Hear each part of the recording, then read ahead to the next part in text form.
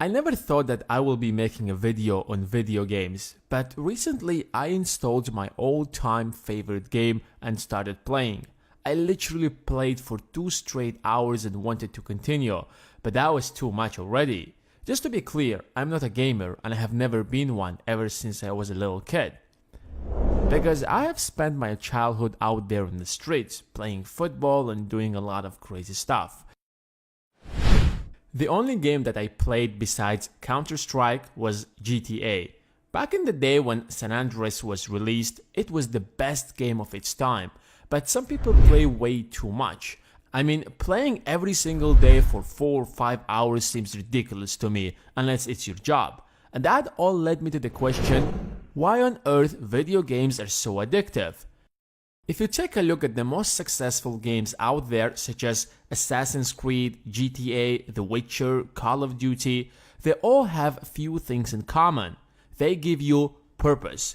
Each of these games has a specific mission that you should accomplish, whether it's saving the world or running away from cops when you have 5 stars, if you know what I mean. And that's exactly what our lives are missing. You wake up early, dress up nicely, and spend your entire day working without knowing why. Your life has pretty much everything except a purpose. You're not feeling like you're accomplishing a certain mission or pursuing a bigger goal. That's why you're not motivated in the first place. You don't have a purpose that's worth living for. You're just living, doing whatever crosses your way.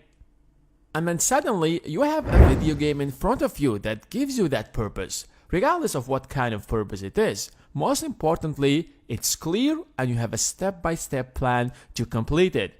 You know exactly what kind of resources you need and why you need them. Whereas in real life, when you ask your history teacher back in school, why do you need history in your life at all? He just shuts your mouth. In such an environment, it's really difficult not to be addictive to video games. In fact, the video games that failed miserably had the same things in common as our lives. The objective is not clear, the mission is too vague, and it's quite difficult to figure out the purpose. One of the fascinating things about video games is that you often don't give up. I mean, if you fail to pass a mission, you always stand up and try again, and you can't calm down until you complete that mission.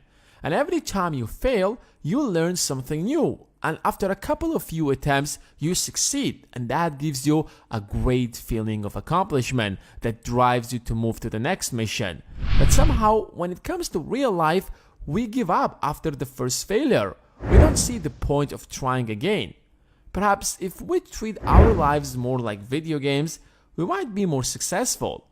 But the problem is that in video games, the author already provides you with a purpose and a plan, while in real life, you have to create your own purpose.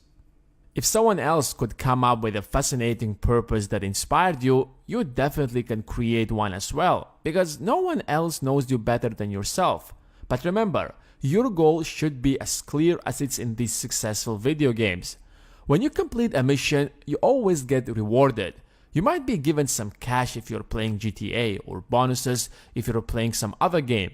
In order to keep yourself motivated, reward yourself after each small accomplishment. If you had a productive day and you completed the task that you planned to, go and watch a movie, grab some snacks or whatever that you enjoy doing. So instead of playing video games, start playing the game of life. Good luck.